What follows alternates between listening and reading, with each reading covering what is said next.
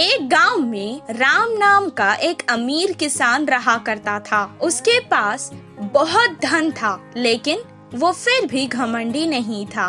वो हर किसी की मदद करता था। उसके दो बेटे थे, एक का नाम शिवा था और दूसरे का नाम गोपी। वो दोनों कुछ काम नहीं करते थे। बैठकर खाने से पहाड़ों का खजाना भी खत्म हो जाता है। इसी तरह वो भी धीरे धीरे गरीब होता जा रहा था। दिन ब दिन वो बूढ़ा और कमजोर होता जा रहा था। उसे उन दोनों आलसी बेटों की बहुत फिक्र रहती थी और हमेशा उसी फिक्र में चिंतित रहता था। एक दिन वो उन दोनों को एक अच्छा सबक सिखाना चाहता था। जब हम अमीर थे तब इस गांव में चोरों का बहुत ज्यादा डर था।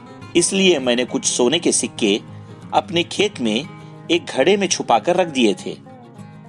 बहुत वक्त हो गया है ना, इसलिए मुझे याद नहीं आ रहा है कि वो कहाँ रखे हैं। तुम दोनों सारा खेत खोद दो और उस घड़े को बाहर निकालो। अब हमें उस सिक्कों की बहुत ज्यादा जरूरत है। बहुत खुशी से शिवा और गोपी खेत गए और सारा खेत खोदने लगे। कुछ देर बाद गोपी ने कहा, अभी तक हमने बहुत खोद दिया है, फिर भी हमें वो सोने के सिक्कों से भरा हुआ घड़ा नहीं मिला। शिवा ने जवाब दिया, जिधर खोदना बाकी है उधर ही होगा शायद। बिना ज्यादा समय गवाए जल्दी करते हैं।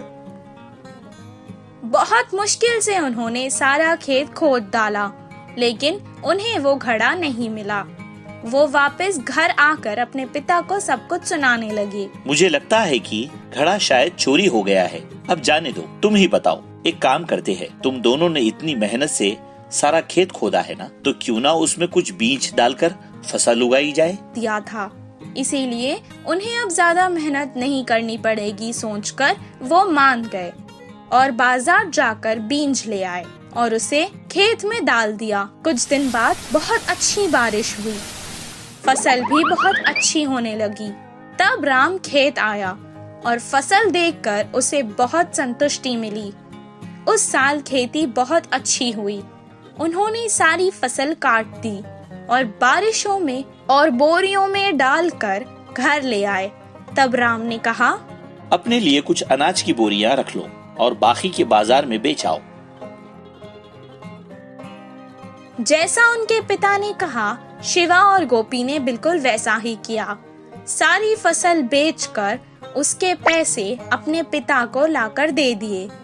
अपने बच्चों की पहली कमाई को देखकर वो बहुत खुश हुआ और कहने लगा, बच्चों, यही है वो सोने के सिक्कों से भरा घड़ा जो तुम दोनों मिलकर हर साल इस खेत से कमा सकते हो।